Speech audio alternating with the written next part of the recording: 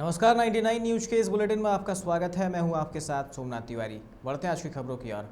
बांग्लादेश में हिंदुओं के खिलाफ हो रहे अत्याचार और धार्मिक उत्पीड़न के खिलाफ धनबाद के मुस्लिम समुदाय में रोष है। इसी को लेकर धनबाद वासेपुर कलाली बगान क्षेत्र के एपीजे अब्दुल कलाम कॉलोनी में शुक्रवार को मुस्लिम समुदाय ने एक कार्यक्रम आयोजित कर इस घटना की तीव्र निंदा की और बांग्लादेश सरकार से हिंदू अल्पसंख्यकों को सुरक्षा देने की मांग की। बांग्लादेश में हिंदुओं के धर्म स्थल तोड़ने और हिंदुओं को प्रताड़ित करने पर उन्होंने विरोध जताया। कार्यक्रम में बताया गया कि बांग्लादेश में हिंदुओं के साथ हो रहे अघन्य अपराध से भारत के लोग काफ़ी दुखी हैं। वहां चंद लोगों ने धार्मिक विद्वेष फैलाने के मकसद से साजिश रची है। बांग्लादेश सरकार ऐसे लोगों पर कड़ी कार्रवाई करे। इस बैठक में बांग्लादेश सरकार को राजधर्म निभाने की नसीहत दी गई, जिससे कि विश्व में अमन और शांति का माहौल कायम रहे।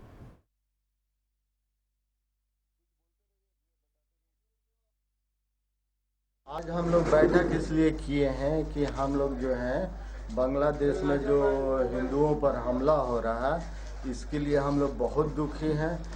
हम लोग ही नहीं मतलब करीब सारे भारत के मुसलमान दुखी हैं और ये बहुत गलत हो रहा है। हम लोग इससे दुखी हैं और इसकी निंदा करते हैं और साथ में बांग्लादेश सरकार से ये मांग करते हैं कि वहाँ जो हिंदुओं के साथ जो हो रहा है उसका सुरक्षा प्रदान करें पूरे जिम्मेवारी के साथ। आज जो हमारे अटल बिहारी वाजपेयी ने बहुत अच्छी बात कही थी गुजरात में कि जो राजा होता बादशाह होता उसको राजधर्म हर हाल में नहीं। जनाब मुश्ताक साहब की अध्यक्षता में यहाँ बैठक हुई है अब एपीजे अब्दुल कलाम कॉलोनी में, और हमारे हिंदुस्तान के तरफ से ही नहीं सारे विश्व की तरफ से इसका मुस्लिम समुदाय की तरफ से विरोध हो रहा है कि बांग्लादेश में धर्मस्थल को तोड़ा जा रहा है, हिंदुओं के साथ अत्याचार हो रहा है।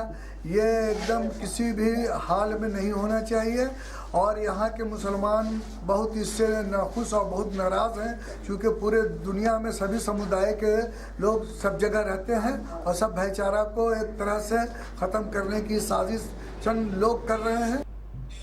धनबाद के गांधी सेवा सदन में झारखंड प्रदेश चंद्रवंशी समाज ने एक कार्यक्रम आयोजित कर समाज उत्थान के लिए एक बैठक की। इस कार्यक्रम में सैकड़ों की संख्या में चंद्रवंशी समाज उपस्थित हुए। बैठक से पहले अतिथियों ने नेपाल रवानी की प्रतिमा पर माल्यार्पण कर श्रद्धांजलि दी। प्रदेश चंद्रवंशी समाज के दिलीप कुमार रवानी ने बताया कि कई मुद्दों पर चर्चा की गई, जिसमें पंचायत चुनाव एवं नगर निगम चुनाव में चंद्रवंशी समाज की भागीदारी क्या होगी, चंद्रवंशी समाज की एकजुटता समेत कई मुद्दों पर चर्चा की गई। चंद्रवंशी समाज का केंद्र कार्यक्रम का आज बैठक है। ये बैठक झारखंड प्रदेश का महाधिवेशन का तैयारी के लिए बैठक रखा गया है। पूरे झारखंड क्षेत्र में हमारी संगठन है। झारखंड में जितने ही जिले में चंद्रवंशी है तो विस्तार से हम लोग इसको विस्तारीकरण करेंगे और एक आज संयोजक मंडली करेंगे और झारखंड क्षेत्र में पूरे दौरा करके महाधिवेशन का तैयारी करेंगे। और ये महाधिवेशन भी डेट है, फरवरी में हम लोग महाधिवेशन करेंगे। फरवरी में अंत तक हम लोग महाधिवेशन करेंगे। आसनसोल भारतीय जनता ओबीसी मोर्चा ने बांग्लादेश में हिंदुओं पर हुए अत्याचार के खिलाफ कैंडल मार्च निकालकर विरोध प्रदर्शन किया है। आसनसोल भाजपा कार्यालय से शुरू हुई मार्च जीटी रोड होते हुए नगर निगम मोड़ तक निकली गई, जिसमें लोगों ने अपने हाथों में मोमबत्ती लेकर नगर भ्रमण करते हुए इस घटना पर दुख जताया और बांग्लादेश सरकार के प्रति नाराजगी भी जाहिर की।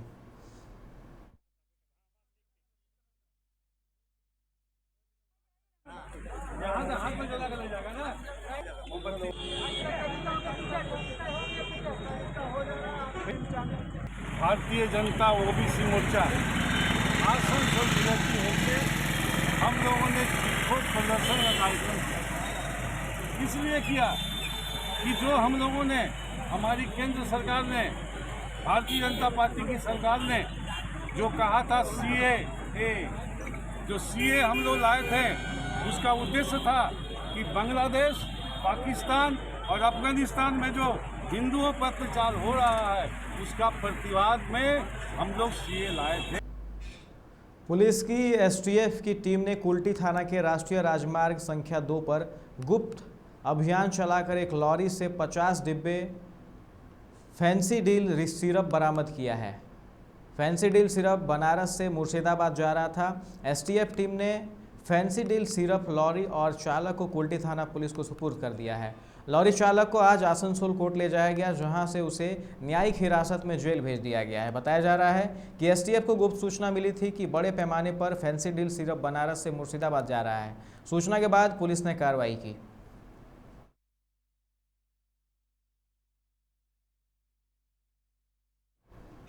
आसनसोल बीएनआर रविंद्र भवन में प्रगति संघ ने एक कार्यक्रम आयोजित कर 2 जरूरतमंद महिलाओं को सहायता प्रदान किया।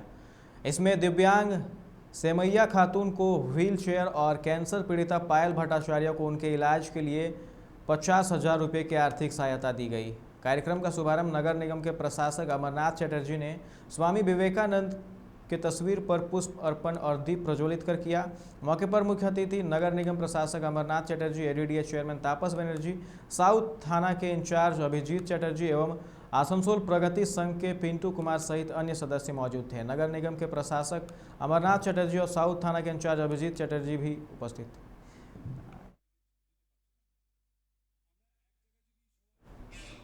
राज्य में अब कक्षा 1 से 5 के लिए भी स्कूल खुल सकते हैं। स्कूली शिक्षा एवं साक्षरता विभाग ने इसे लेकर गृह कारा और आपदा प्रबंधन विभाग को प्रस्ताव भेजा है। अभी तक कक्षा 6 से 12 तक के स्कूलों को खोलने की ही अनुमति थी। स्कूली शिक्षा साक्षरता विभाग ने 12 नवंबर को आयोजित होने वाले नेशनल अचीवमेंट सर्वे का हवाला देते हुए स्कूलों को खोलने की अनुमति मांगी है। इस सर्वेक्षण के माध्यम से कक्षा 3, 5, 8 और 10 के विद्यार्थियों का मूल्यांकन होना है। गिरिडीह के डीएसी अरविंद कुमार को निलंबित कर दिया गया है। शिक्षा विभाग ने इस संबंध में पत्र जारी कर दिया है। पत्र में कहा गया है कि डीएसी अपने पद का दुरुपयोग करते हुए शिक्षकों को जबरन एक निजी कंपनी का सामान बेचते थे। यह सरकारी नियमावली का उल्लंघन है। उनके खिलाफ विभागीय कार्रवाई के लिए अलग से पत्र जारी किया जाएगा। जेपीएससी द्वारा संयुक्त सहायक अभियंता सीधी भर्ती मुख्य प्रतियोगिता परीक्षा आज से शुरू हो गई है। ये परीक्षा 24 अक्टूबर तक चलेगी। इसके लिए पूरी तैयारी कर ली गई है। कदाचार मुक्त परीक्षा को लेकर मजिस्ट्रेट और पुलिस बल की प्रतिनियुक्ति की गई है। रांची के 18 केंद्रों पर परीक्षा आयोजित की जाएगी। बिहार पंचायत चुनाव के चौथे चरण की काउंटिंग आज सुबह से जारी है। सभी मतगणना केंद्रों पर सुरक्षा के चाक चौबंद इंतजाम है। खगड़िया में प्रत्याशियों के समर्थकों की भीड़ को नियंत्रित करने के लिए पुलिस को लाठीचार्ज करना पड़ा। बिहार में 36 जिलों के 53 ब्लॉक में मतगणना हो रही है। चौथे चरण में 799 ग्राम पंचायतों के मुखिया और सरपंच पद पर 10,888 वार्डों में ग्राम पंचायत सदस्य और ग्राम कचहरी के 5 पद पर जिला परिषद की 119 सीटों पर और पंचायत समिति के 1093 पदों के लिए काउंटिंग जारी है।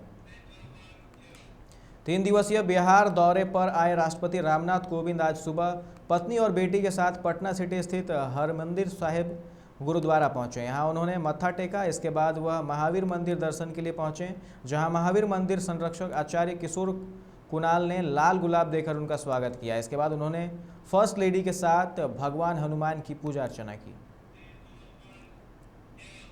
बेगूसराय के पचम्बा गांव के दरदाहा स्थित गोदाम के पास अज्ञात वाहन की टक्कर में एक युवक की मौत हो गई और एक व्यक्ति घायल हो गया।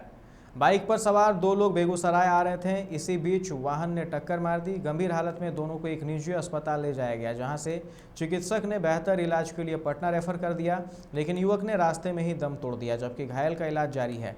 दोनों लोग रिश्ते में मामा भांजा थे। बिहार में अवैध तरीके से हथियारों के बनाने और उसके तस्करी का धंधा अभी भी जोर शोर के साथ चल रहा है। इस बात को बिहार एसटीएफ की कार्रवाई पुख्ता कर रही है। एसटीएफ की एक स्पेशल ऑपरेशन ग्रुप ने लखीसराय जिले में दबिश दी। कार्रवाई करते हुए कवैया इलाके से 2 हथियार तस्कर को पकड़ा। इनके पास से 18 अधूरे बने हुए पिस्टल बरामद किए गए हैं। एसटीएफ की इस कार्रवाई में खास बात यह है कि अवैध हथियारों के इस खेप को सामान ढोने वाली एक पिकअप वैन में छिपा कर ले जाया जा रहा था। नैनीताल में हुए भूस्खलन में बेतिया के 11 मजदूरों की दबकर मौत हो गई। इनमें से 8 बेरिया प्रखंड के सूर्यपुर गांव के रहने वाले हैं। वहीं 3 मजदूर साठी थाना क्षेत्र के बेलवा गांव के हैं, जिनकी पहचान घटना के शाम ही हो गई थी। सूर्यपुर गांव के मृतकों की पहचान होने के बाद बिहार के पर्यटन मंत्री नारायण प्रसाद ने नैनीताल डीएम को इस संबंध में पत्र लिखा है। हरियाणा के झज्जर में बादली के पास कुंडली मानेसर पलवल केएमपी एक्सप्रेस पर भयंकर हादसा हुआ है। सड़क किनारे खड़े कार को ट्रक ने जोरदार टक्कर मारी है, जिसके बाद अनियंत्रित कई वाहन आपस में टकरा गए, जिसके मौके पर ही 9 लोगों की मौत हो गई है। वहीं कई लोग घायल हुए हैं। मृतकों के शवों को बहादुरगढ़ के सिविल अस्पताल में ले जाया गया है। शवों की शिनाख्त नहीं हो सकी है। कई शव बुरी तरह से क्षतिग्रस्त हो चुके हैं। सूचना मिलने पर पुलिस भी मौके पर पहुंची है। मृतकों के स्वजनों से बात करने का प्रयास जारी है। प्रधानमंत्री नरेंद्र मोदी ने आज देश के नाम अपना संबोधन दिया। राष्ट्र के नाम संबोधन के दौरान पीएम मोदी ने कहा कि 21 अक्टूबर को भारत ने 100 करोड़ कोरोना टीकाकरण के लक्ष्य को पूरा किया। यह उपलब्धि देश के प्रत्येक व्यक्ति की है। मैं इस उपलब्धि के लिए प्रत्येक नागरिक को बधाई देता हूं। पीएम मोदी ने ऐसे समय में देश को संबोधित किया जब एक दिन पहले ही देश ने कोरोना टीकाकरण की 100 करोड़ डोज का ऐतिहासिक आंकड़ा पार किया है। इस दौरान पीएम मोदी ने लोगों से त्योहारों को सावधानी से मनाने की भी अपील की।